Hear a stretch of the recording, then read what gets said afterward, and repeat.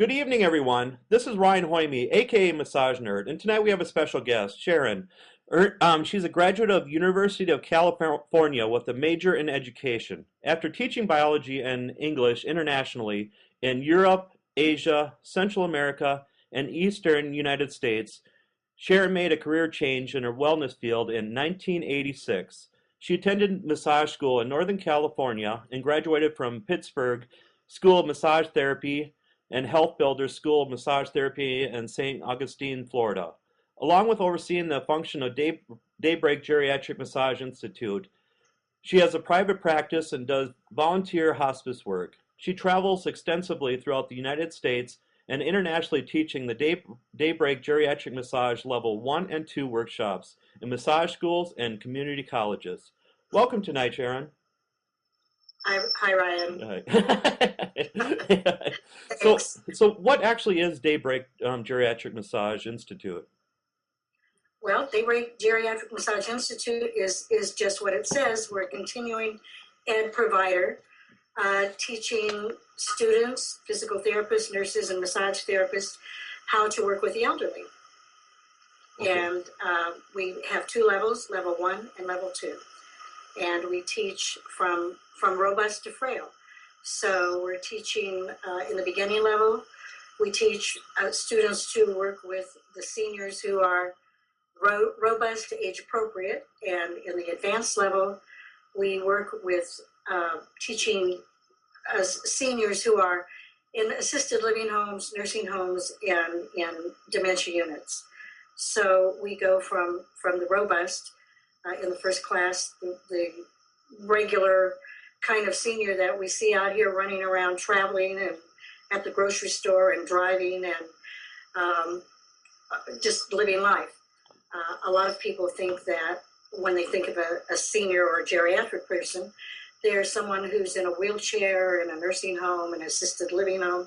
But that's really not the fact. The fact is that there's only about 30% of the seniors that are living in a type of center where they are being cared for by long-term nursing care or even assisted living. In today's world, actually, I just read in the Census Bureau report a couple of days ago, there's actually 7,000, think of that, 7,000 people who turn 65 every day in this year, 2011. So that's the baby boomers coming on. And so there's just tons of seniors out there who are not really seniors who are ill. Aging is not a disease, as some people think it is, but it really is not. It's just part of the process. I mean, we've all worked with infant massage, sports massage, all of those kind of massages, and at some point, those people who were once infants, those people who were once athletes, become seniors. And so with that progression of the aging process, the body changes, and so we need to change the way we work with a massage. And that was a pretty long answer to a short question. And who started Daybreak Geriatric Ryan. Massage Institute? What? Ryan. Yeah. Who started Daybreak Geriatric Massage Institute? Who started? Yeah. Who started it? Yeah. It was founded by Dietrich Miesler of Germany, and Dietrich was a gerontology expert when he was in Germany. He has his master's degree in gerontology and psychology with the seniors. And he found, while he was working with them, that body work was a very good thing to help them with their quality of life. And so when he came to the United States, he took a position in San Francisco. We all lived in San Francisco in those days. He took a position as an administrator in a nursing home. And he was quite surprised to find the number of people that were there who didn't have much contact with families or hands-on body care and that type of thing that's so common in Asia and in Europe. And so he started a program in the nursing home there where he was the administrator a program of massage, and he did some wonderful, notable things with some of the residents. And the media started interviewing him, and people got to know of his work and wanted to learn about how to do the geriatric massage. And this was back in the early 80s. And so that's how it all began. And I became involved with Dietrich because I was taking care of my father, who had Alzheimer's. My mother had died, and Dad was living with my husband and myself. So I called Dietrich to find out how I could help him. And so that's how we became involved. And so I worked with Dietrich for a number of years, and he became a provider for the National Certification Board early on, in the early days when it first began. And he decided in the late 90s that he was going to retire and handed the project over to me. So that's how it began, and that's how we got to where we are today. Is he still around then? Today we teach about 40 workshops all around the United States and internationally, from Nova Scotia to Singapore. And is he still around at all? No, Dietrich died about 6 years ago. Okay. Yes, and he actually died in a retirement home up in Durango, Colorado, and he actually started a massage program while he was there within the facility.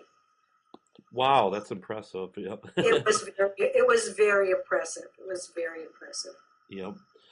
And then one problem I have with my students is sometimes they feel uncomfortable around the geriatric population. So we even bring them to nursing homes or assisted living facilities to get them more comfortable with those. But what do you see works the best to get students more comfortable with this aging population? In our advanced class, in the beginning of class, we teach the whole modality. And the geriatric massage is only a half hour long. And I'll talk to you more about that later. But in the advanced class, we actually, well, let me back up a little bit. In the beginning class on Sunday afternoon, after they've learned the psychology and physiology and contraindications and things that need doctor's permission, working with certain medications, then on Sunday afternoon, we have senior volunteers come, and they work with the senior volunteers who come to get massaged.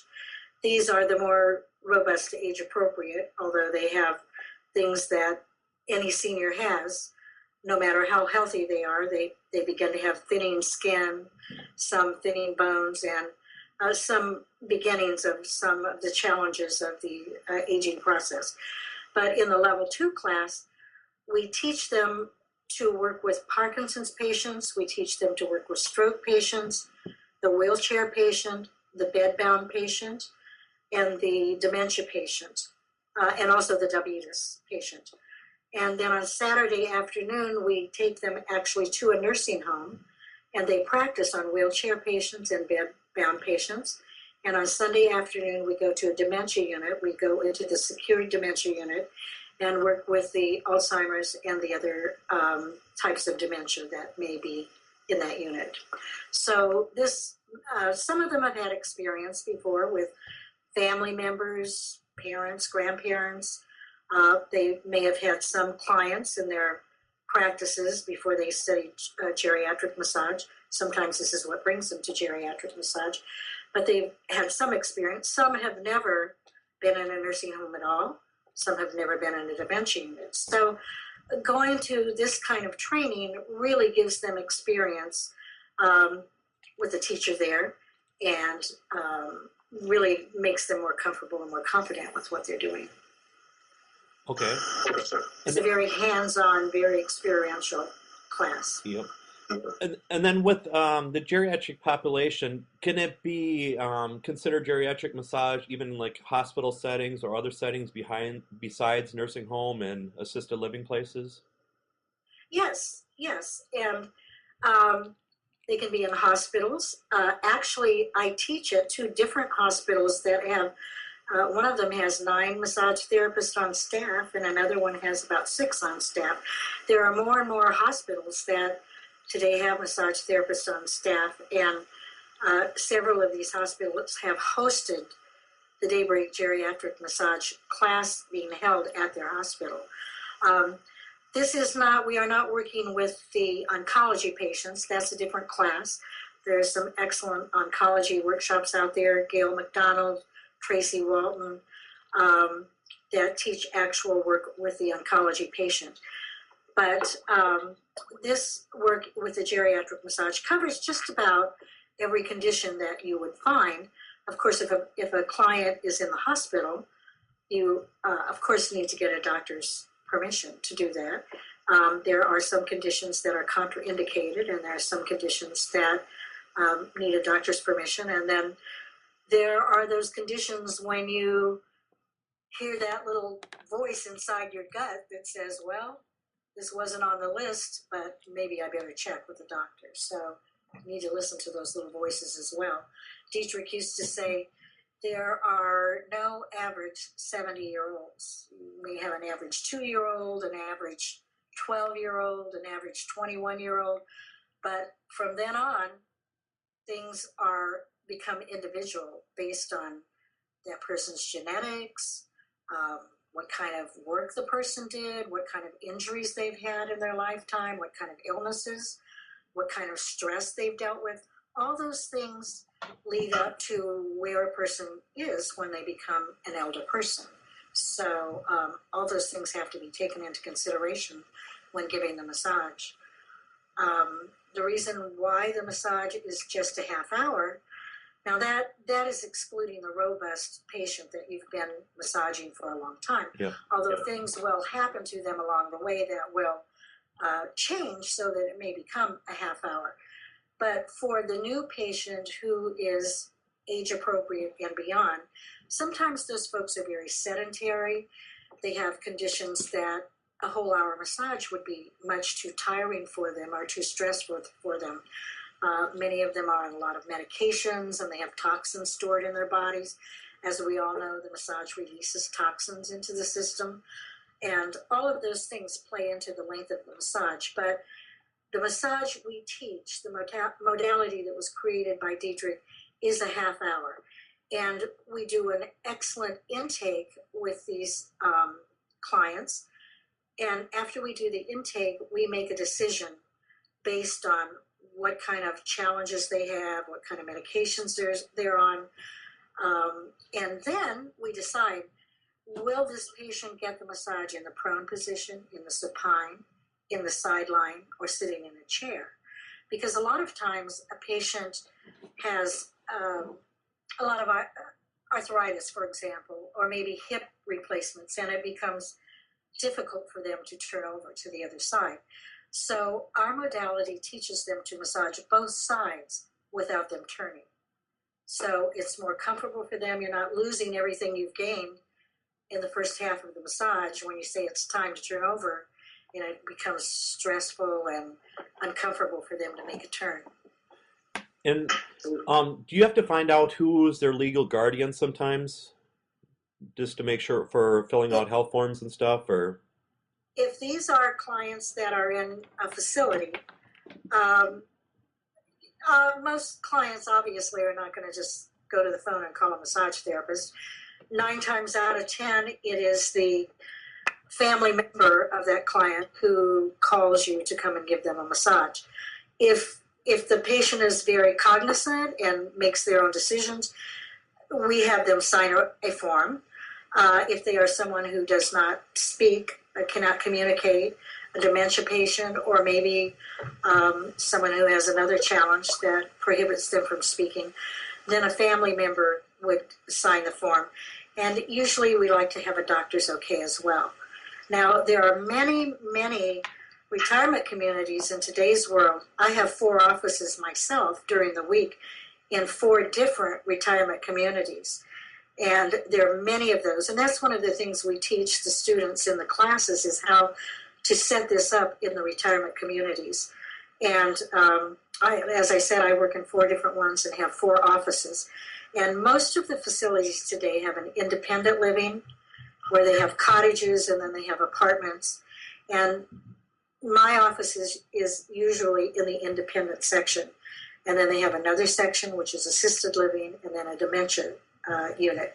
So I start out my massages, as do students who have been successful with this and have called to maybe get further help or advice, or just report back that they are successfully doing this.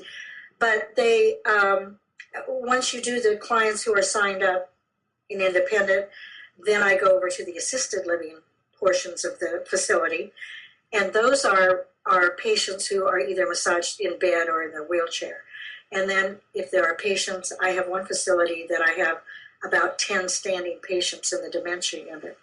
And I might say that they are extremely happy to see their massage.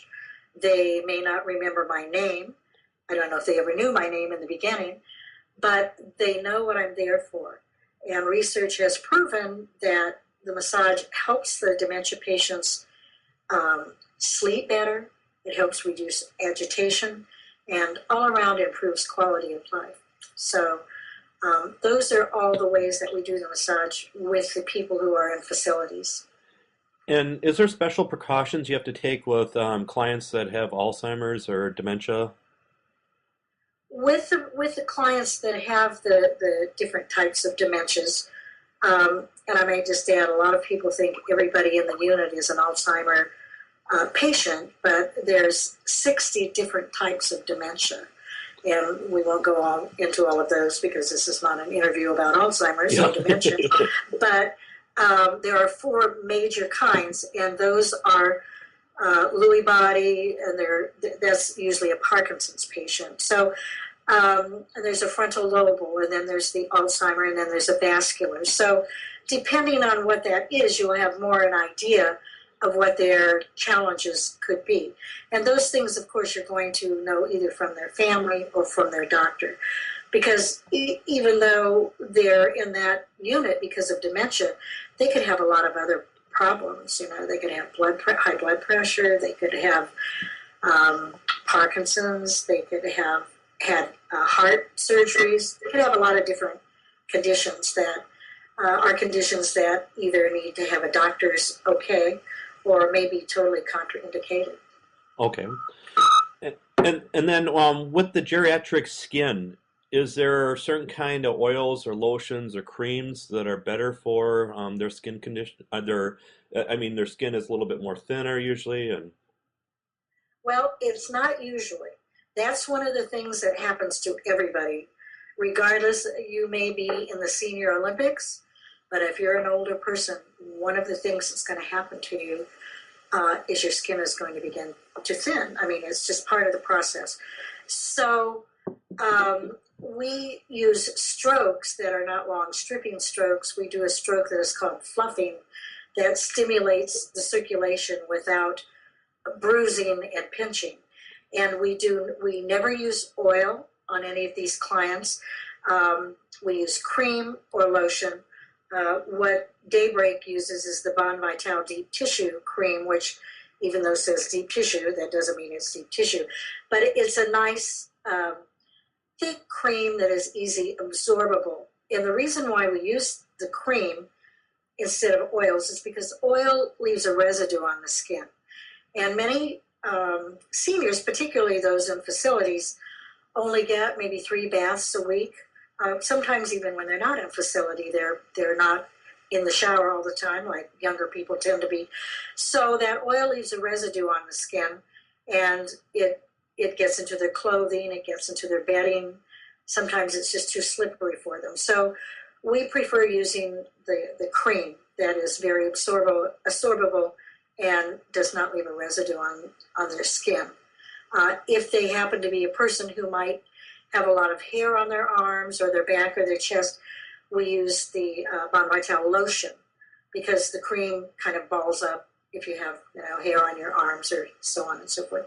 So those are the 2 things we use. And the only other thing we use is the BioFreeze, because most seniors have arthritis of some sort or sore muscles. So we finish up the massage with those 2 products. And those are the only things we use on our seniors. okay. Do you perform some chair massage too? Like in, like the desk portal pros or something you just put on a desk. Do you ever use those? Not very often, Ryan. We have used those occasionally, but most of the times the seniors find those uncomfortable or awkward for them. There's not always a place to put it where it's easy for us to work with them. Most of the time when we're working with somebody in a wheelchair, we fold up a pillow, put our hand across their chest, and just have them lean forward while we're doing the back, and that's how we do it. Okay. And it works very well. And then at the end of the massage, if they're in a wheelchair or a chair, we have them lean their head back against us and massage their face at the end of the massage. Okay. And then, what is the outcome for employment, would you say, in like nursing homes or assisted living facilities for massage therapists?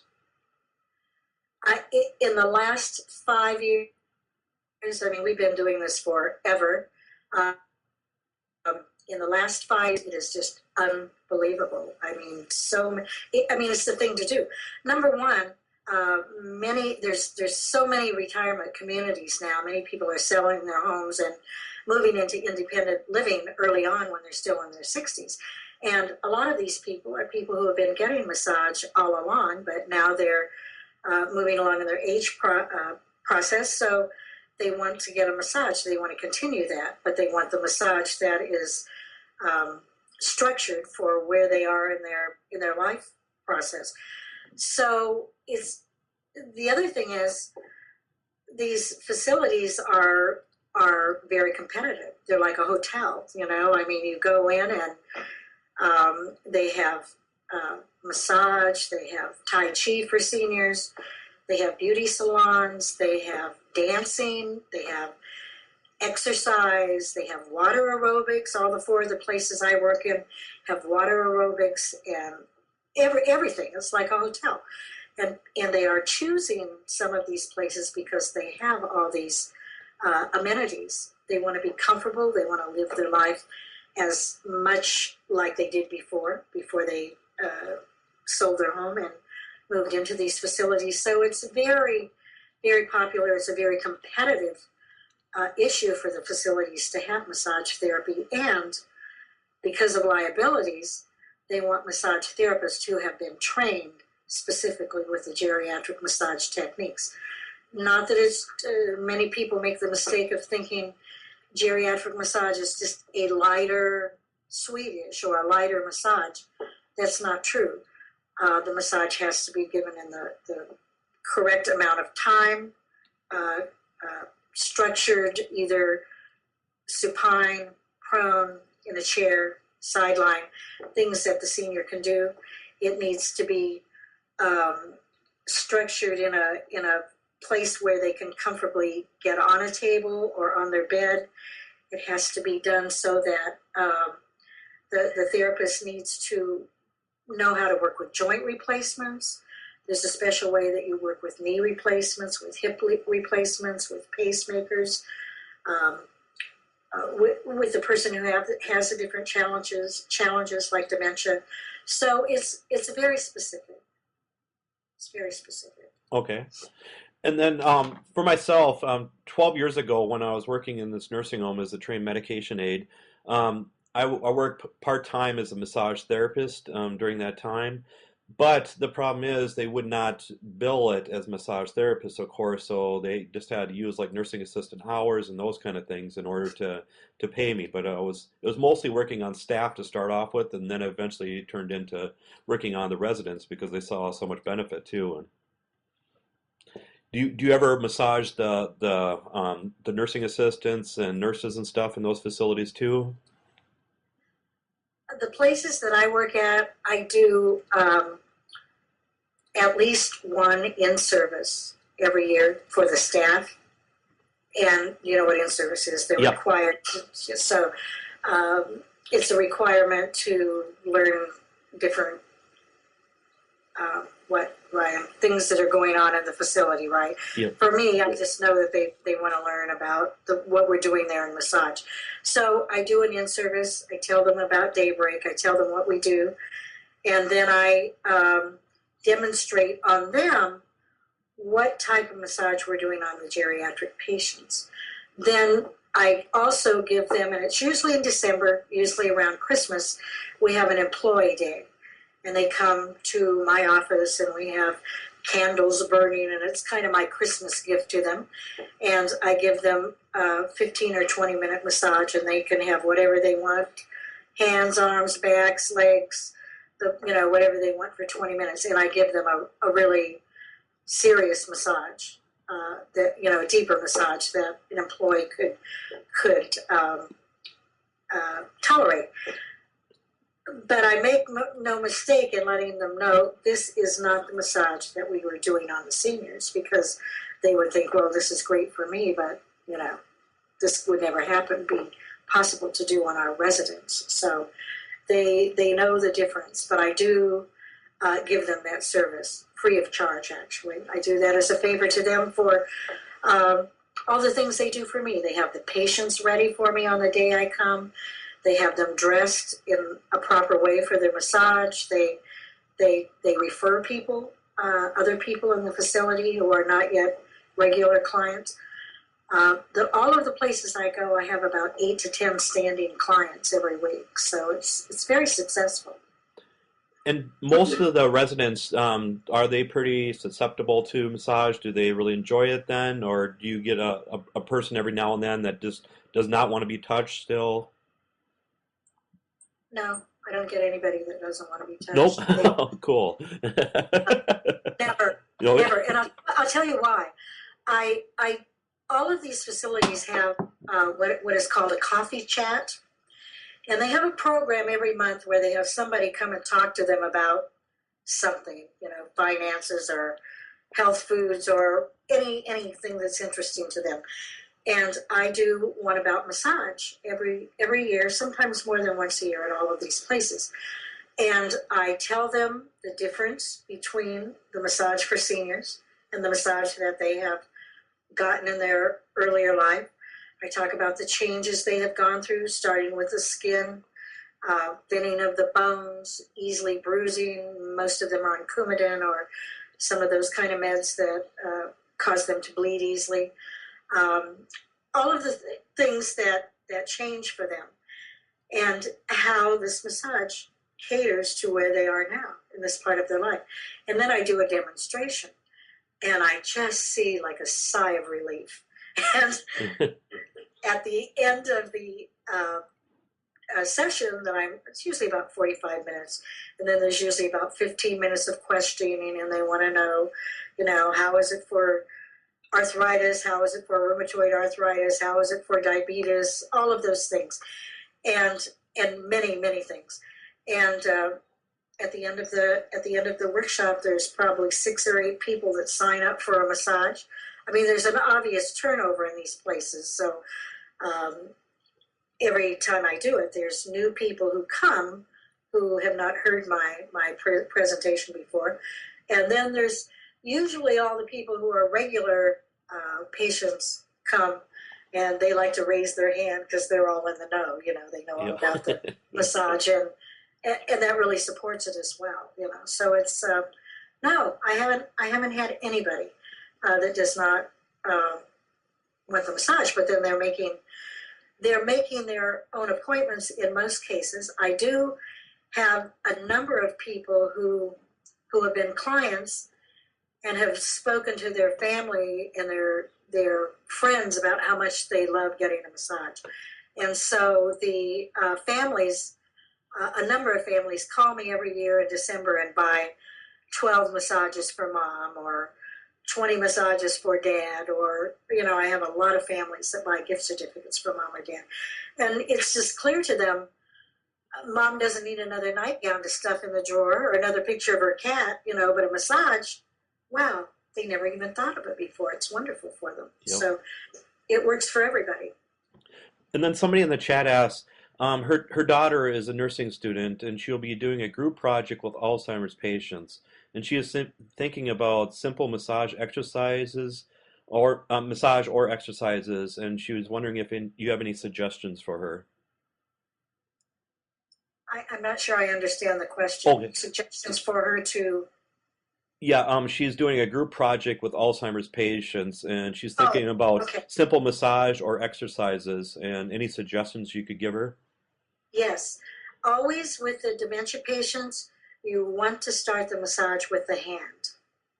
And they will most always, when you are massaging them, they should be seated. Many of them are in wheelchairs, or they'll be sitting in a chair.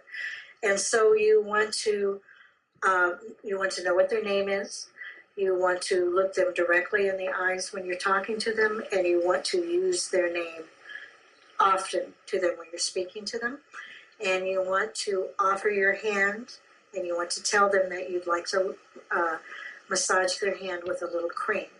And then you're going to hold their hand until you know that they accept that. And it's rarely a no. You just have to approach them very carefully. Come up and scare them, and because remember, they don't know who you are, or sometimes they don't know who they are. So you have to keep all of that in mind when you're working with them. Okay, just another person asked, not sure if you saw this way, let me read this really quick. And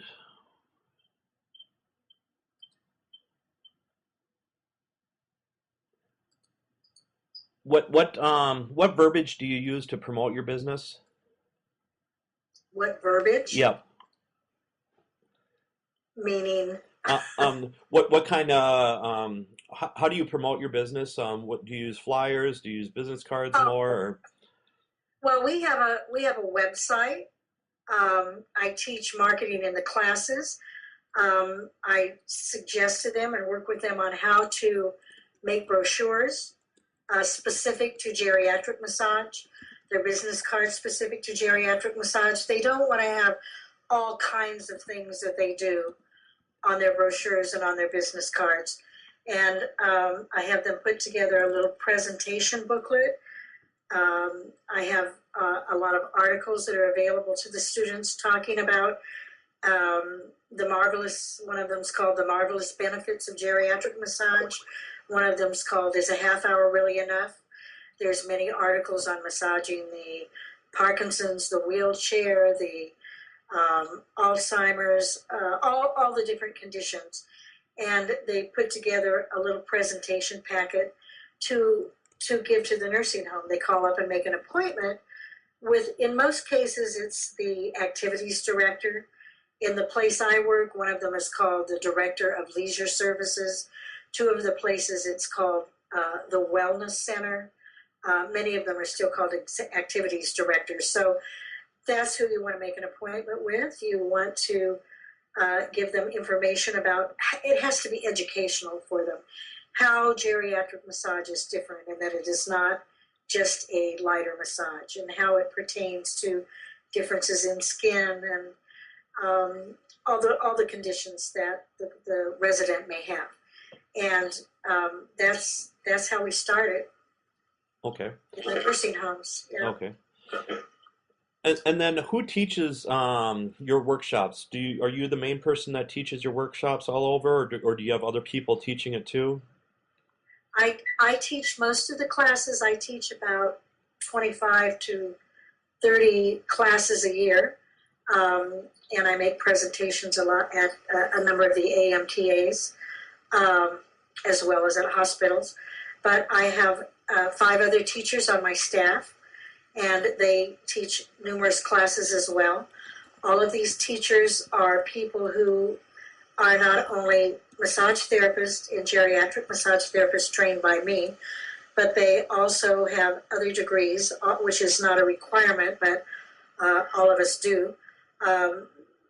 About half of them are RNs.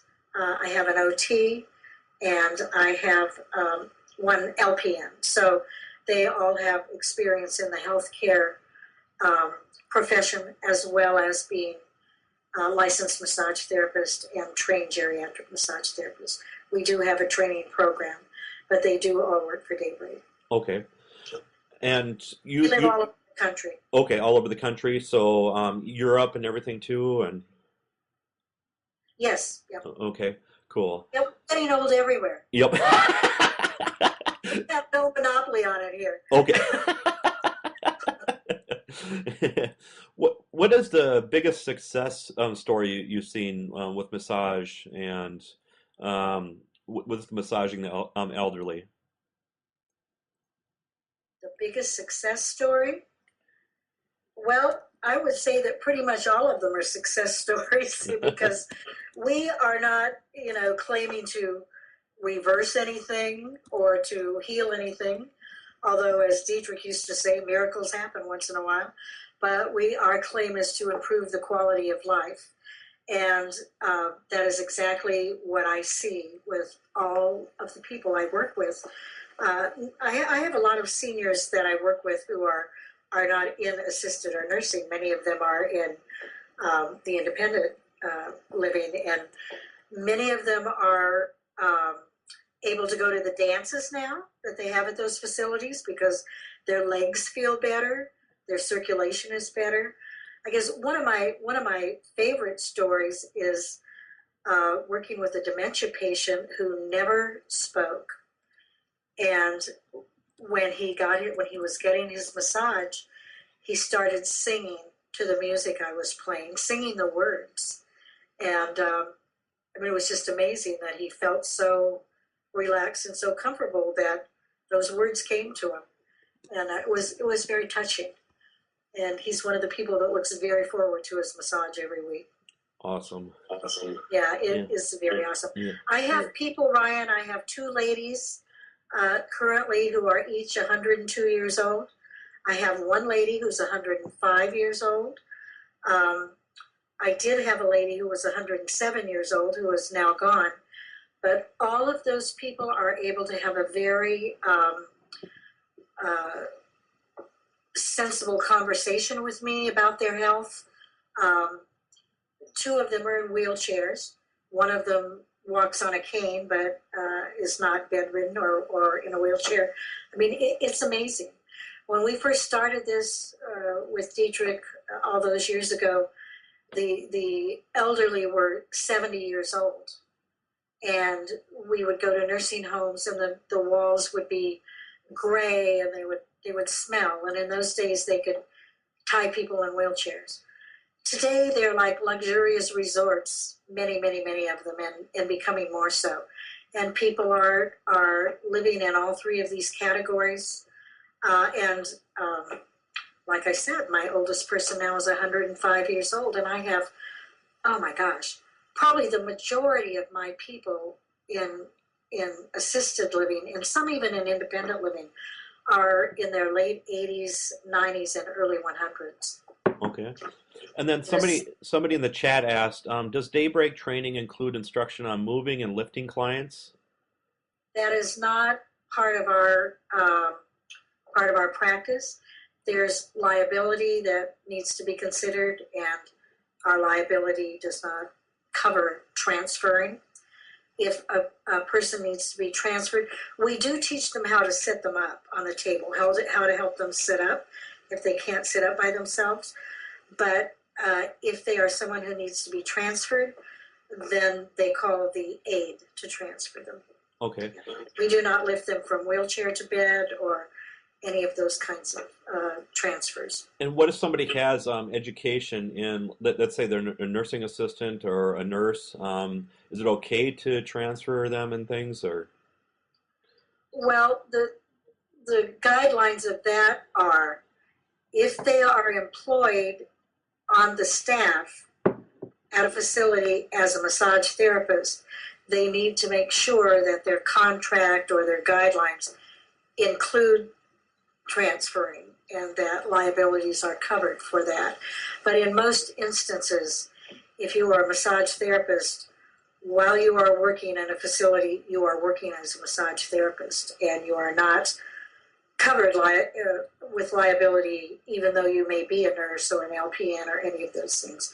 So you're not, unless you've made special arrangements, you're not wearing two hats. Okay, so that definitely helps.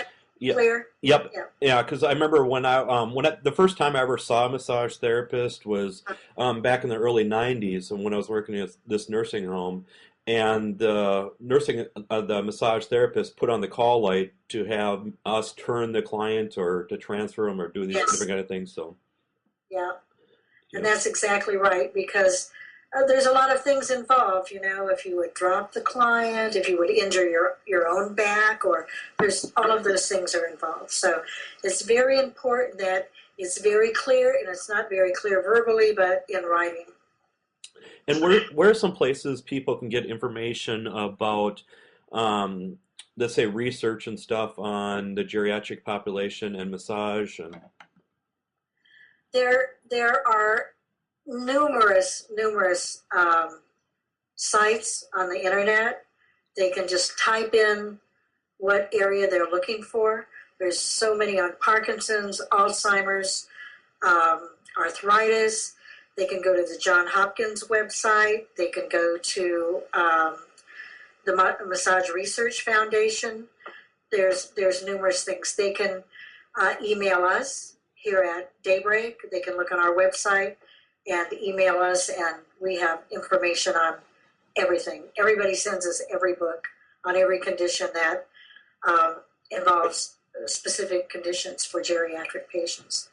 is there homework you make the people taking your classes do then afterwards? Yeah. No. There's the class is 18. It's 2.5 days. It's 18 CEs each classes, and they do everything there in the class and in the beginning class. As I said, we have senior volunteers come in, and I'm checking to make sure they do everything correctly.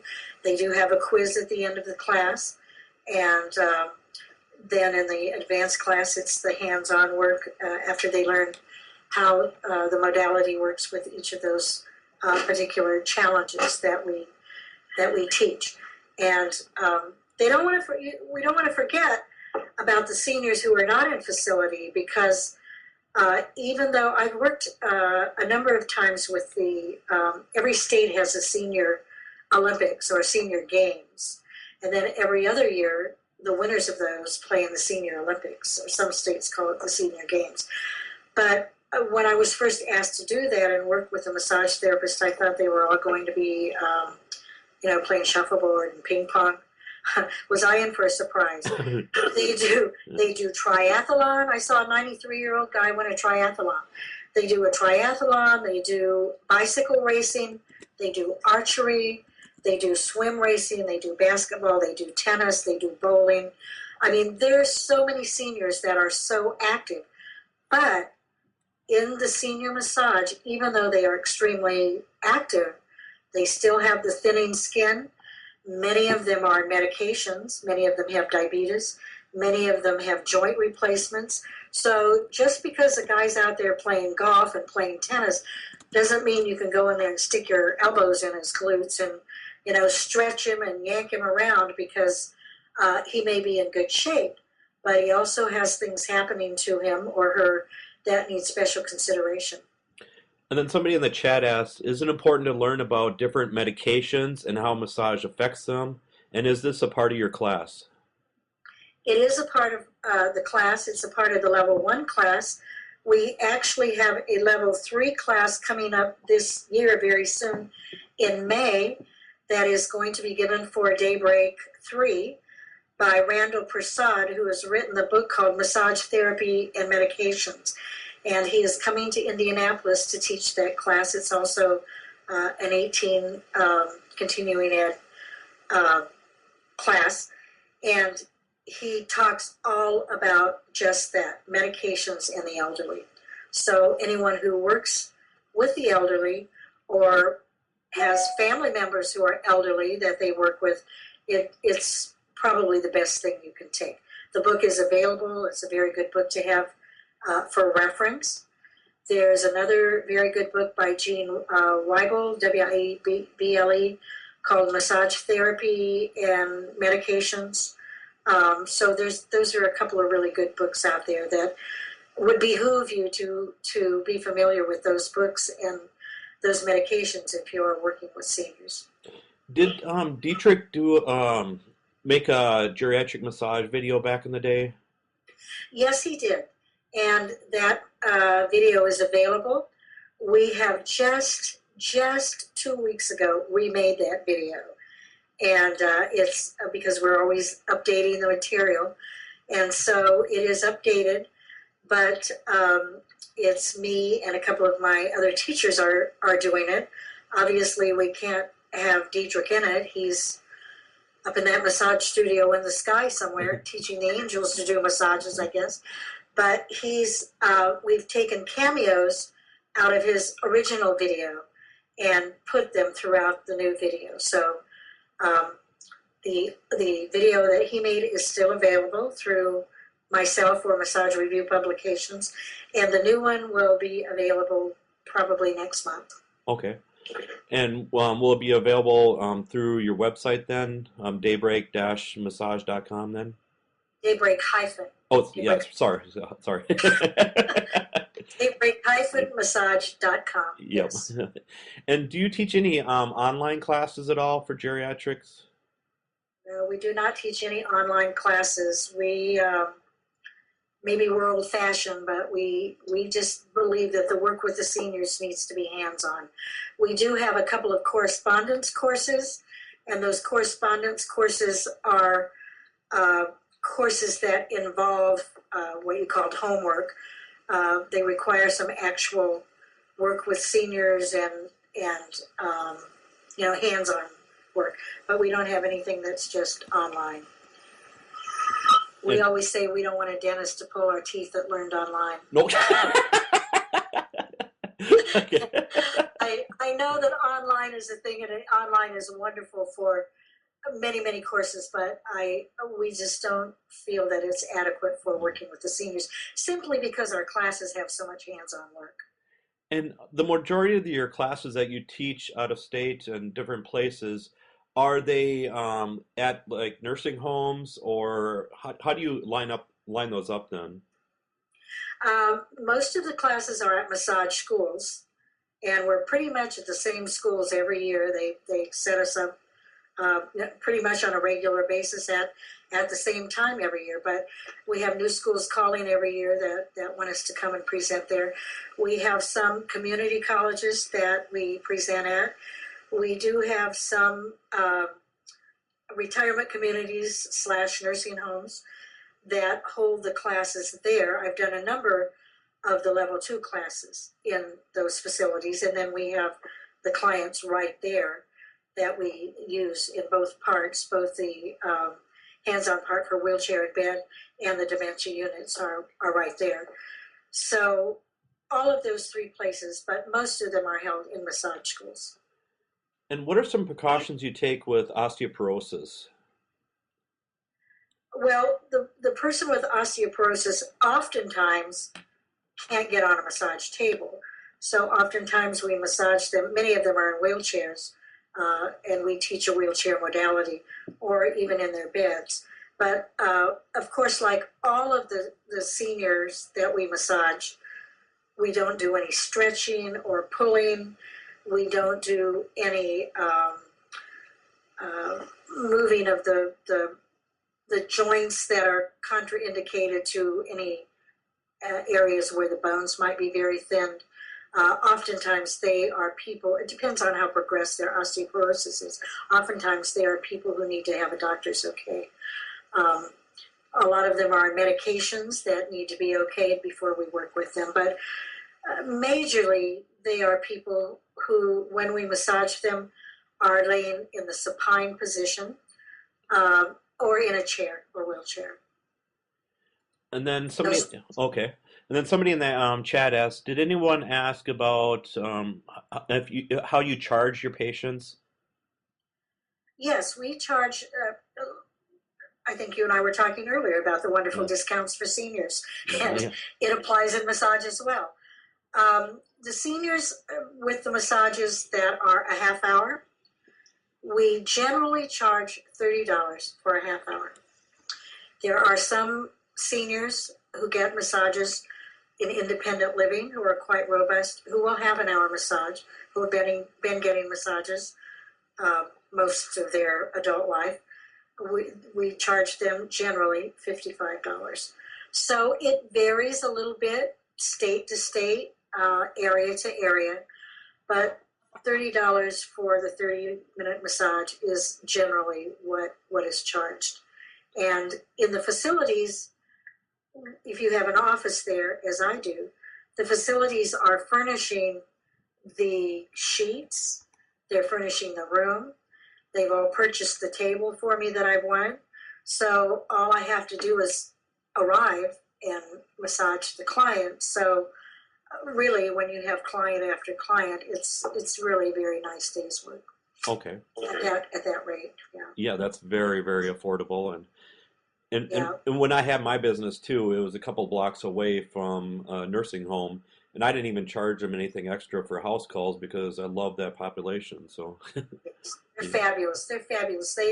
They make you know why we do what we do. yeah. They're fabulous. They're so appreciative and so in need of someone to spend that time with them and listen to them. And Listen to them talk and tell stories. yep. And have you written any books at all, or do you do regular columns or articles?